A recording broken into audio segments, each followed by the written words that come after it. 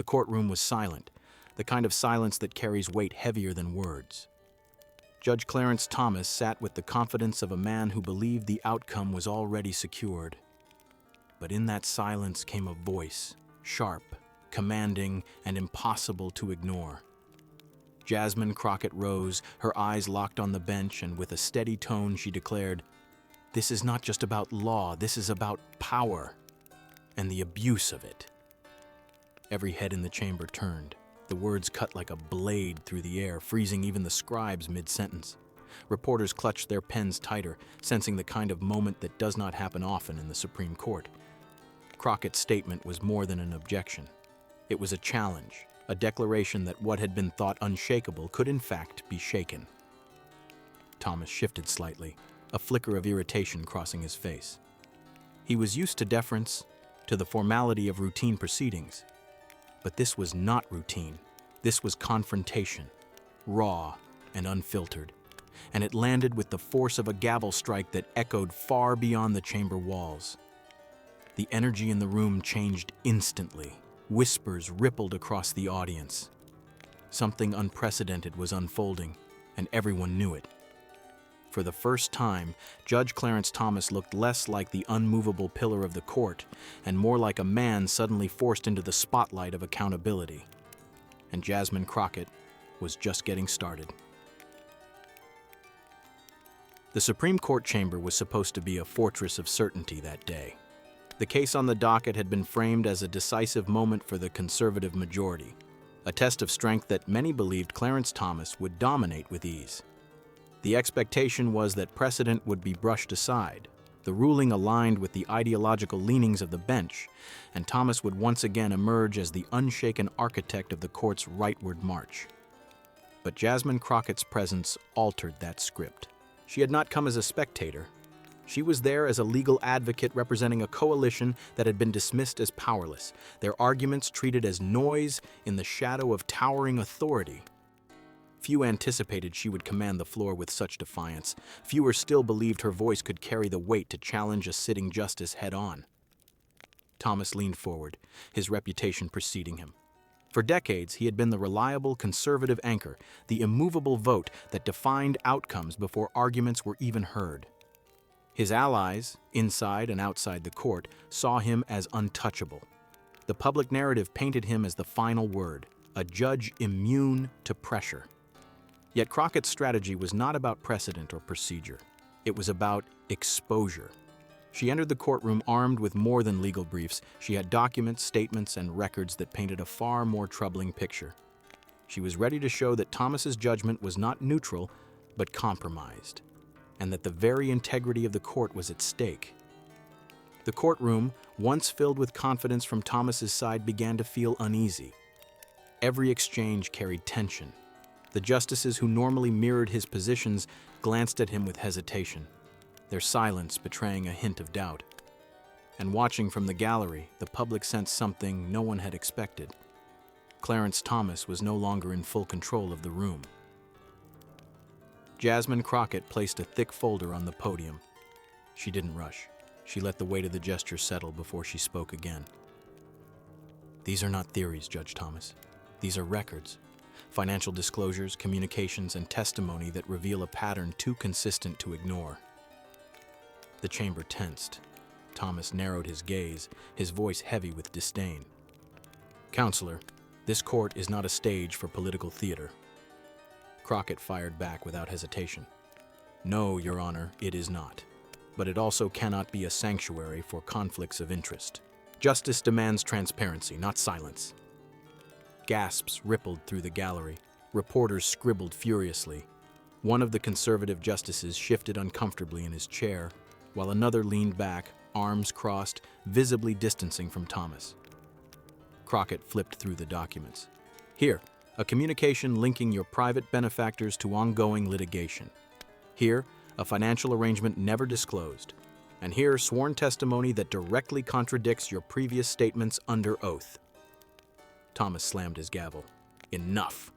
This court will not be hijacked by baseless accusations." But Crockett refused to be silenced. "Baseless? The truth is right here in front of us. This is not about my voice, Judge Thomas. It's about the voices of millions who believe this court has been tilted, twisted, and corrupted by influence. You are not above scrutiny. The chamber erupted with murmurs. For the first time, Thomas's authority wavered. He leaned back, but the firmness in his posture was gone. A liberal justice interjected softly but firmly. "Counselor Crockett, please continue. This court will hear the evidence." The invitation was historic. Crockett's words no longer sounded like accusations. They sounded like testimony echoing through the walls of America's highest court. The moment had reached its breaking point. Documents spread across the bench, whispers ricocheted through the gallery, and cameras outside the chamber captured the growing frenzy. The case itself was no longer the focus. The credibility of Clarence Thomas was. Jasmine Crockett lifted her voice above the noise. For decades, this court has been seen as untouchable, but justice is not untouchable. Justice must answer, even when the questions are uncomfortable, especially then. She paused, then delivered the line that would be replayed across every news channel in America. Justice is not the servant of power, even if you wear the robe. The words landed like a strike of lightning. Gasps broke into shouts. Some in the gallery stood in stunned silence. Others erupted in applause before marshals demanded order. Even the justices, those expected to remain stoic, reacted visibly. One conservative justice lowered his eyes. Another liberal justice nodded almost imperceptibly toward Crockett. Thomas's face hardened. He gripped the bench with both hands. His voice tried to project authority, but the tremor was undeniable. "You will not lecture this court on integrity." Crockett leaned forward, unwavering. "I'm not lecturing, Your Honor. I am reminding. The robe is not armor against accountability." The chamber thundered with energy. The atmosphere was no longer in Thomas's control. His allies avoided eye contact, their confidence dissolving. Crockett had shifted the ground beneath them with nothing more than words, evidence, and unshakable resolve. Outside, cameras captured the roar of the crowd gathering as news alerts flashed across every phone. Crockett confronts Thomas. Court in turmoil. The climax was not a ruling, not a verdict. It was a single moment when the balance of power in the room flipped. When the echoes of Crockett's final words faded, the courtroom was no longer the same place. The silence that followed was not submission. It was recognition. Everyone inside knew they had witnessed something irreversible. The authority of Clarence Thomas, once untouchable, now carried the shadow of doubt. The press outside broke into chaos. Headlines flashed instantly. "Crockett flips the court." Commentators called it a turning point, the first time in years that a single voice had managed to shake the confidence of the conservative stronghold.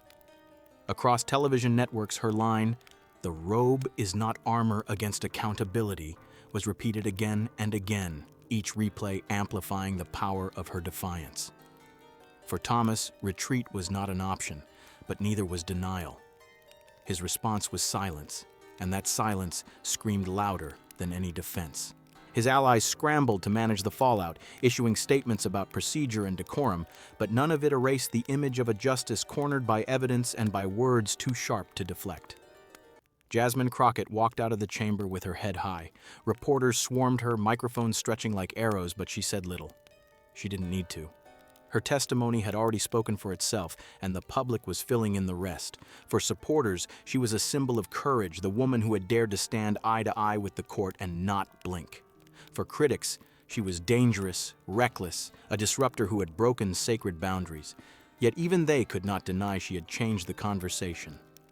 By evening, the nation was split. Hashtags bearing her name trended globally.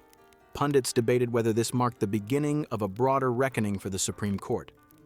Families argued at dinner tables, activists marched outside courthouses, and international outlets framed the clash as proof that America's judiciary was no longer immune from political and moral storms. But the final message was clear.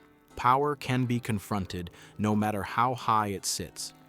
The courtroom drama was not just about one judge or one confrontation. It was about the possibility that truth, when spoken without fear, can shake even the foundations of the most guarded institutions. Jasmine Crockett's words hung in the air long after she left. Justice is not the servant of power. And for the first time in decades, the court itself seemed forced to remember that truth.